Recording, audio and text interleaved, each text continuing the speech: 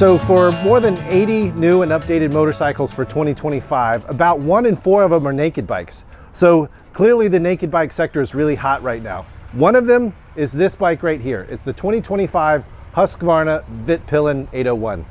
Last year, Husqvarna came out with the Vitpilen 801. So Vitpilen is Swedish for black arrow, Vitpilen is Swedish for white arrow. The bikes were 701s, and they had an engine that was a 690cc single that was shared with the 690 Duke. Moving to the 801 platform, they now have the same engine that's found in the KTM 790 Duke. So it's a 799cc parallel twin, makes 105 horsepower and about 64 foot-pounds of torque. So with a Vitpilen 801 and a Vitpilen 801, may ask, what's the difference? It's really only comes down to a few styling differences.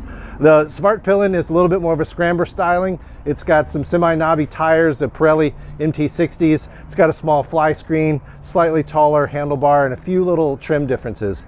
On the Vitpilen, it's more of a roadster styling. So it doesn't have the little fly screen. It's got Michelin Power 6 tires. So more sport touring, more grippy tires for sport riding. So the Vitpilen 801 is a great bike for the money.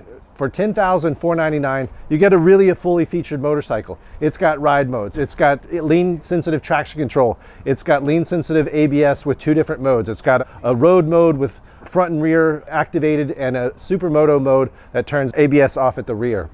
It's got a full color TFT display, a connectivity unit for Bluetooth, so you can get turn-by-turn navigation on the screen, as well as you can make and receive calls, listen to music, and so forth. But really, what makes the Vitpilen such a great bike, in my opinion, is for a solo rider, the middleweight class naked bike is pretty much perfect. You've got about 100 horsepower, it's lightweight, and it's just the package with the chassis, the suspension and everything makes it a really fun bike, performs really well in the canyons. We're down in San Diego County, California. We were up in the mountains, we were in the canyons, tossing it back and forth, and it was really a lot of fun to ride. Throttle response from the engine is really crisp, so the different ride modes can give you different throttle maps, as well as how the traction control performs and so forth. Suspension is a WP Apex front and rear.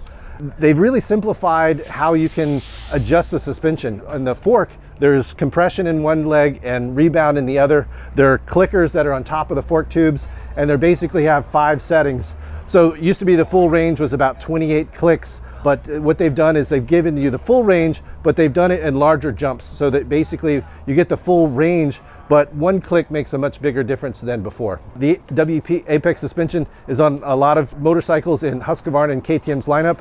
It's really quality suspension, responds really well, and again, the settings that you can get, you can really get it dialed in.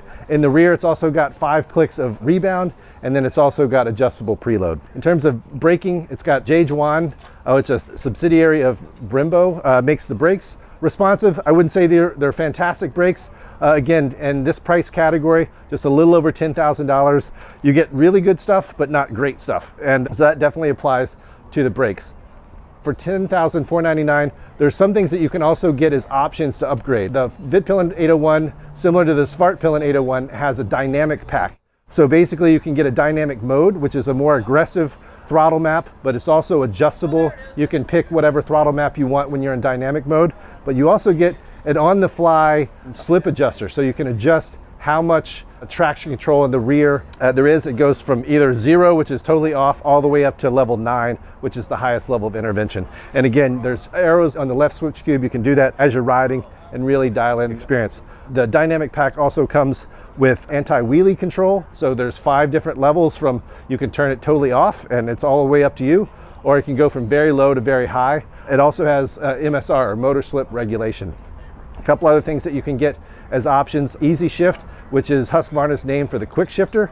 And also you can get cruise control, and there's also, you can get the MSR separately. So again, we've been riding this bike all day. Absolutely fun motorcycle. Had a great time riding this Vitpilen 801 last year when they introduced that. They're a great pair of motorcycles. Again, it's really mostly styling differences. The Vitpilen's got a little bit of a flatter handlebar, but otherwise it really comes down to the tires and a few little styling pieces.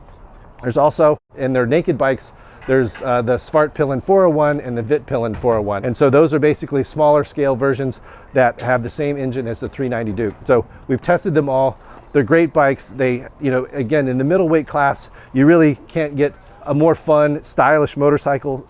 Husqvarna really has a kind of a unique approach to styling. It really aren't many other bikes that look like this in the market. Make sure if you've got any comments, drop them down below, like, subscribe, and also if you want to read more details, we'll have a full review at ridermagazine.com. So thanks again.